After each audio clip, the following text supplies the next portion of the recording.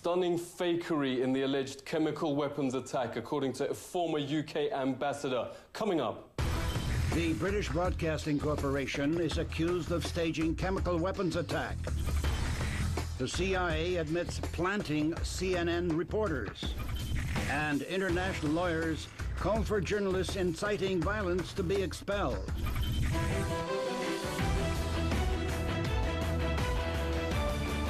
August 2013, and NATO leaders can't get the public on side for the imminent bombing of Syria. Suddenly, the BBC says it was filming a small rural hospital, and a game-changing atrocity happens right there, the moment they were filming. We were filming the doctors working at this hospital when victims of an incendiary bomb attack on a school playground started pouring in. Absolute chaos and carnage here.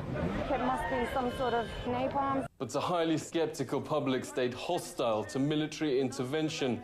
Exactly 1 month later, the leaders are trying to pin a chemical weapons attack on Syria without success. The BBC airs exactly the same footage but digitally alters the word napalm for, quote, chemical weapons, hoping no one will notice. Absolute chaos and carnage here. It must be some sort of chemical weapon. Not only did folks notice, but it unleashed a massive public investigation, which made some extremely disturbing findings.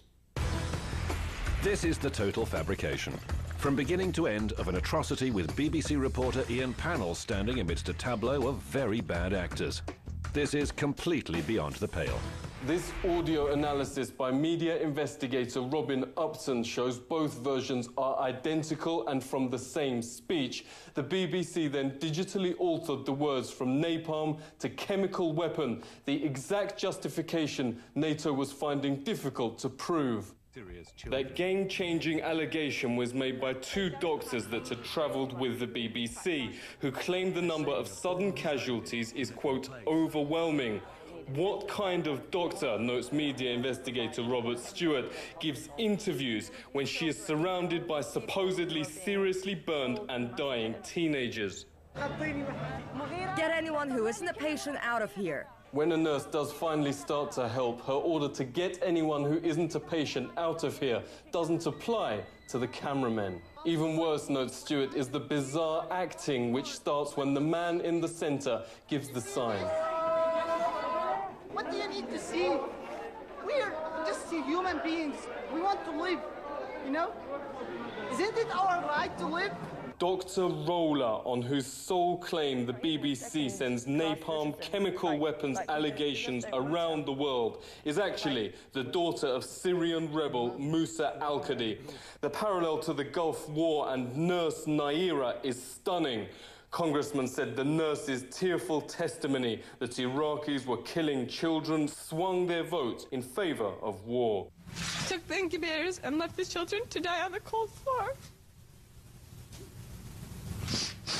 Nurse Naira became the mainstream's darling, but once the vote had safely passed, she admitted inventing the whole thing and was actually the daughter of the Kuwaiti ambassador to Washington, lying to get the public to back war. UK Member of Parliament George Galloway joins us. Thank you very much for coming on. Why do we get almost identical claims before each war, which then prove lies?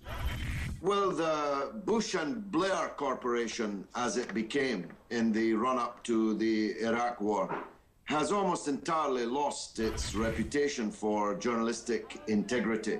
A full inquiry must be launched into why the BBC used a piece of material which was not just wrong, but was falsified, and falsified with the purpose of propelling our country into war. That's not what the British public pays its BBC licence fee for, so that it can be tricked into a war. In a statement, the British Broadcasting Corporation says it stands by its report. The Syrian opposition denies the allegations. Investigators such as Robert Stewart note there are many questions sent officially to the corporation remain unanswered.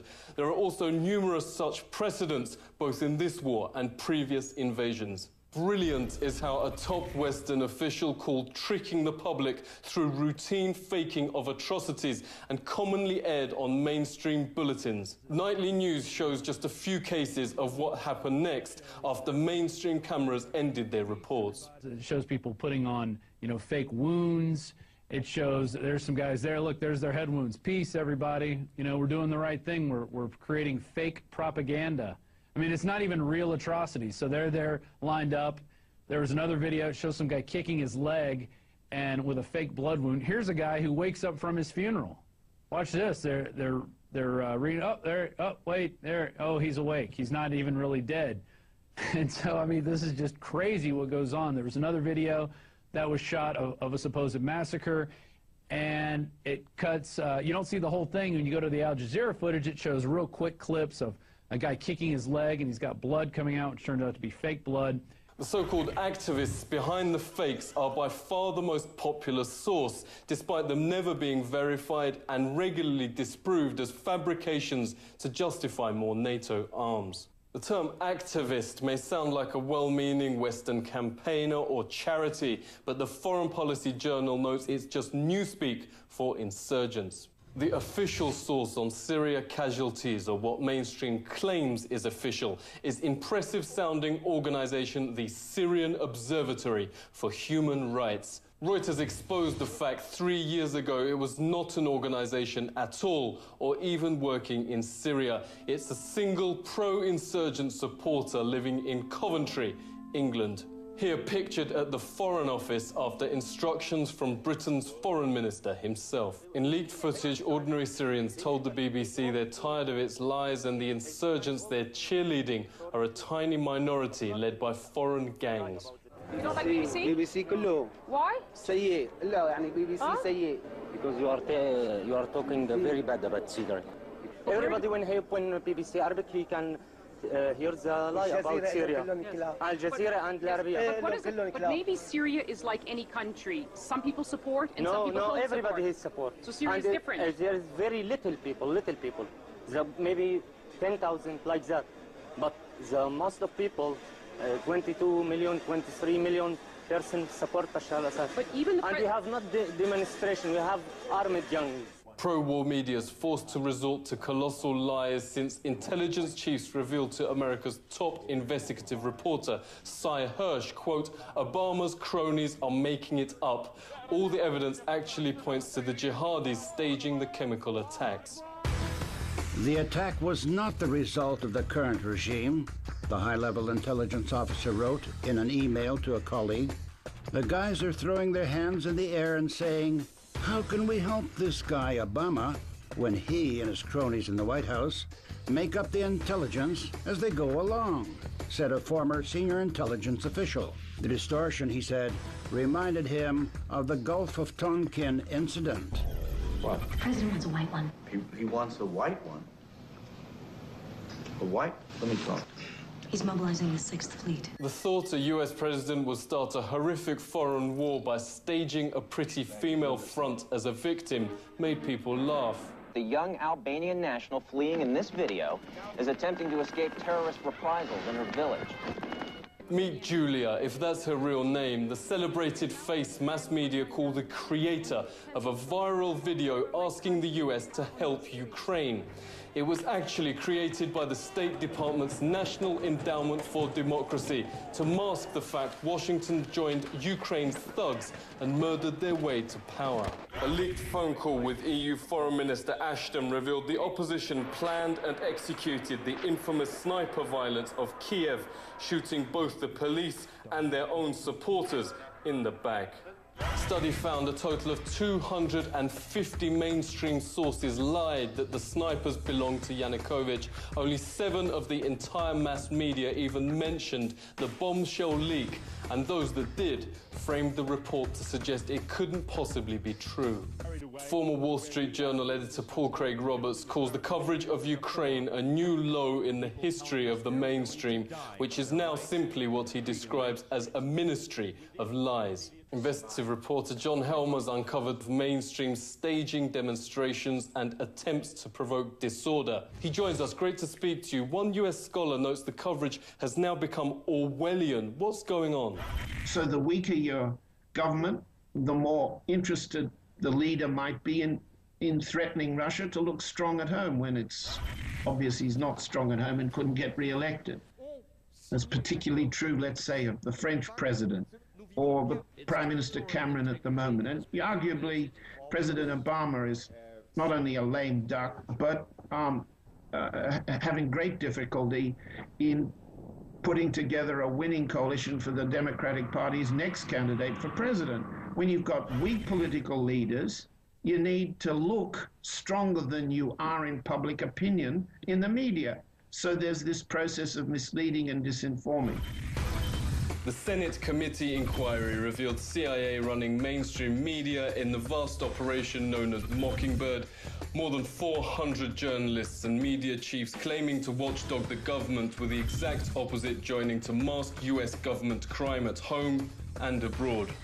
The operation continues despite agency denials. Counterpunch discovered CIA imposing agents on firms like CNN. Former CIA exec Michael Schur notes British media are even closer to intel targets. Big pieces of wood, metal, to use as barricades. Schur adds the BBC now takes the lead in regime change operations that cause, quote, anarchy and violence. Let's speak to Francis Boyle, Professor of International Law at Illinois University. Great to talk to you. How can nations stop war media that now perform the CIA's covert operations? Certainly have their visas revoked and sent packing home, because I really don't understand why some of these countries keep, European journalists, certainly in the United States, why they let them into the countries, because they're just using their coverage to promote war and military intervention at home. In addition, Bush Jr. administration lifted what was supposed to be the previous prohibition that intelligence agents were not supposed to infiltrate the media. You know, you have to be very careful, certainly dealing with U.S. reporters, whether or not they're intelligence agents. Banning active units of the military, also known as war stream media, shows how serious the situation now is. Their policies aren't popular with their own viewers. Mainstream audiences are in free fall. CNN and MSNBC have shed half their entire viewership in the last year alone. The question is, how many more coups will they stage or help before they lose the public's trust altogether? Seek truth from facts. This is The Truth Seeker.